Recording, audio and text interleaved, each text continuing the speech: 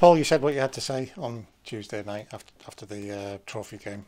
Any other reflections having watched it back? Uh, no, no.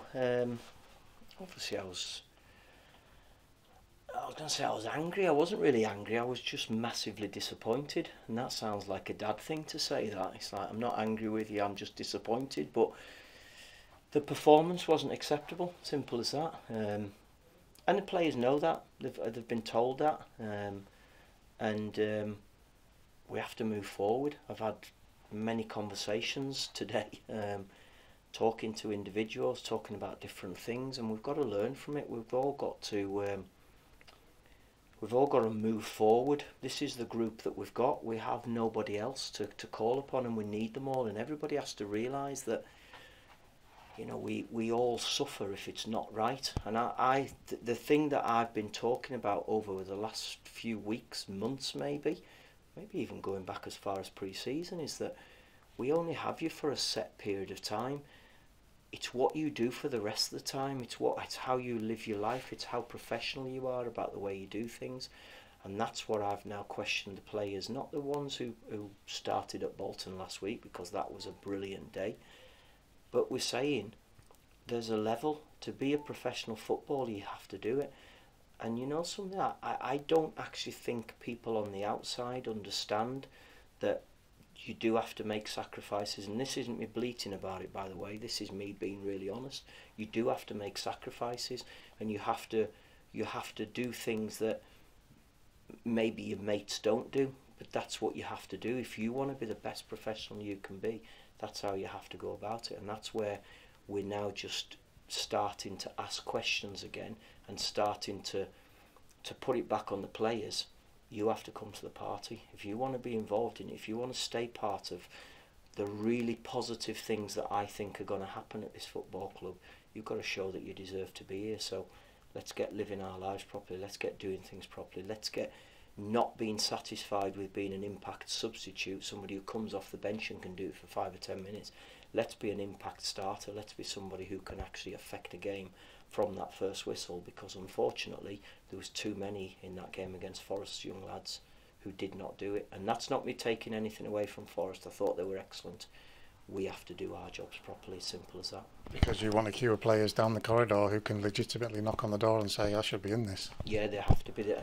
And they probably don't have to knock on the door, because their opportunity will come, but they have to be ready to take it, because we can't afford to go with a group of 11 starters and nobody on the outside who's capable of coming in and being a starter as well. We are going to get suspensions, we are going to get injuries, and it's what comes in that shows the strength of the squad. In games, in the league games, I look at our bench and think, God, that's a good bench we've got there. I'm quite satisfied with that. Unfortunately, when they get an opportunity to start, I'm not seeing them give me that problem, and we've got to get to a level where they are giving me a problem. Ben Barkley, that's a good step up for him, isn't it, on Tuesday night? Yeah, very good. Always going to play 60 minutes, which is what I said after the game, and he's come through that fine, so he's been able to train this morning.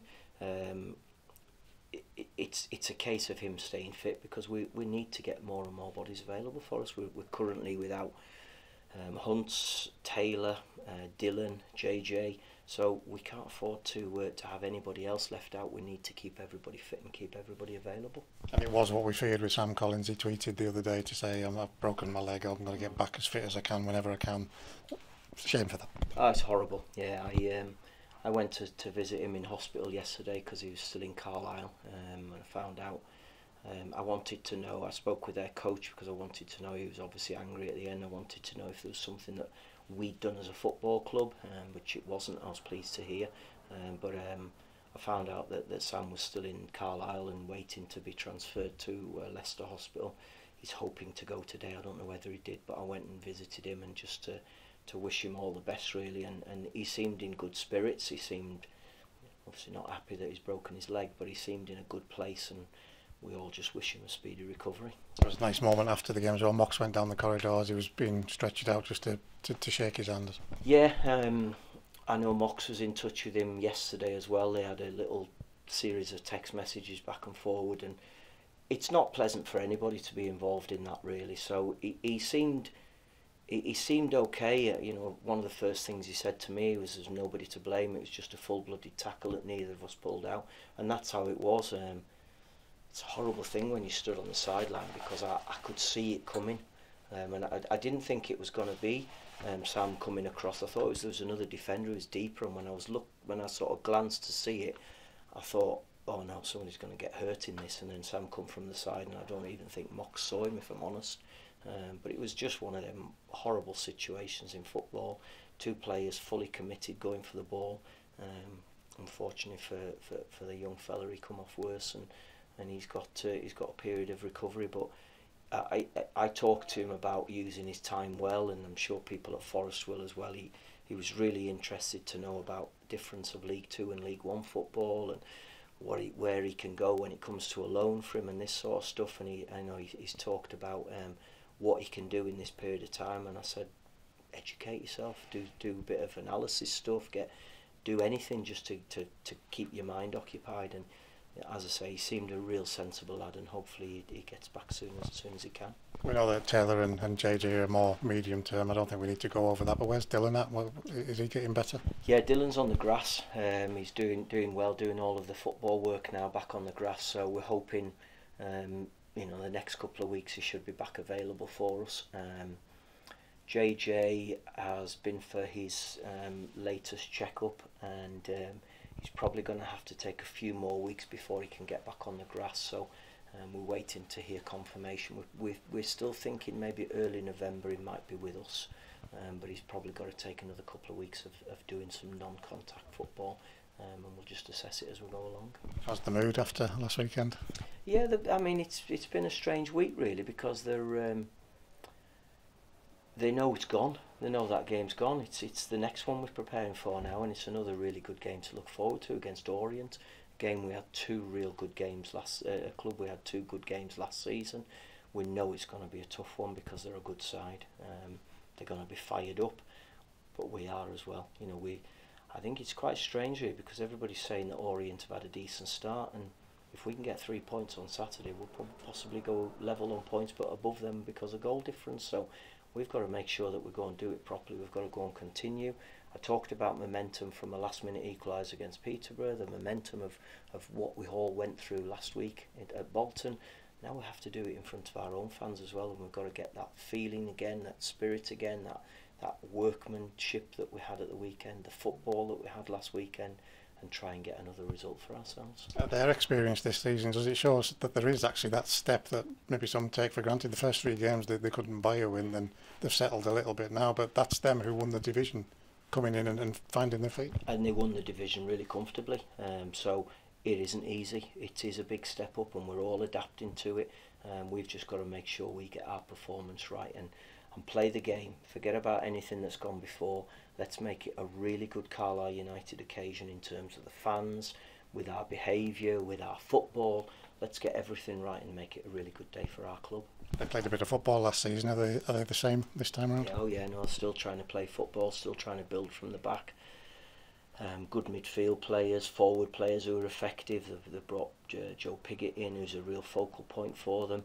They've still got Archibald, who's got a wand of a left foot. So it's going to be a tough game, but it's a game we're really looking forward to.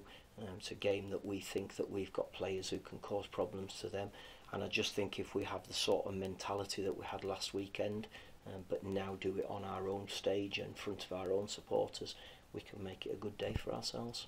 We can't avoid it. It got a bit feisty with Richie and the fans at the end of the game last season. That's fine. I'm sure he enjoys it as well, but in the right way. Oh no, we can't have what happened last season. Not at all. We have to behave ourselves. It's as simple as that. We know there's all sorts of things go on in technical areas, and I hope there's no goading from the dugouts, but I really don't want our supporters to get the football club in trouble and get themselves in trouble. We've had enough silly things going on. We don't need that anymore. Our fans are real die-hard supporters. Let's not get ourselves in trouble by doing some stupid stuff, which I know happened last season. However they think they've been encouraged to do that, let's not do it. I like Richie. I played with him at Blackpool. He is a fiery man. He wants to say his piece, but we have to just keep it all at a level and make sure it's all banter and nothing more than that. Because of what you already said about how they play and the way we play, it's one of those games that could be one that's really good to watch. Oh, it should be, yeah, because I do think they're two good sides. Two sides I accept that are still adapting to League One. They've adapted slightly better than us so far, but we've got to make sure that we carry on adapting and carry on improving to take us through for the rest of the season, to make sure we have a good one.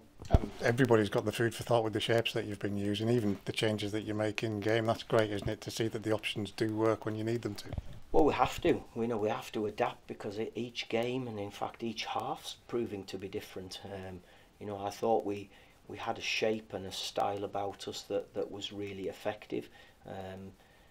We made the change to a back four a few weeks ago because I felt it was the right way to go about it. Now obviously Hunts has got himself injured and we didn't have Ben Barkley fit, so but the truth is I chose to go with a back four anyway, because I could have changed it. I had Corey available, but I decided that a back four was the right way to go about it. This weekend is another different game. It's another different style. They have you try and work out the shape that they have, and I think they used 3 different shapes within the game last weekend. So it'll be a challenge, but this is again where it's the majority of us about how we prepare, how we go about ours, and hopefully that will be enough to get a positive result. The goals are starting to come as well, and wouldn't it be nice if Mags and Garnza were such a big part of what's happening up front there, if they were to get them as well? Yeah, well they've chipped in with a few. Obviously Gibbo's jumped ahead of them with his hat-trick, but no, they're getting into good areas. We need to get those finishes off. We need to be more clinical.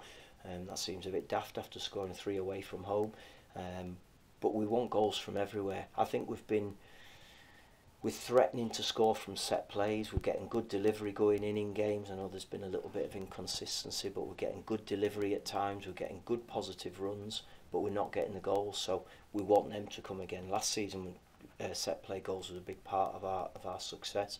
We want them back again, because we're still getting delivery, we're getting runs. We just need to finish things off however we can.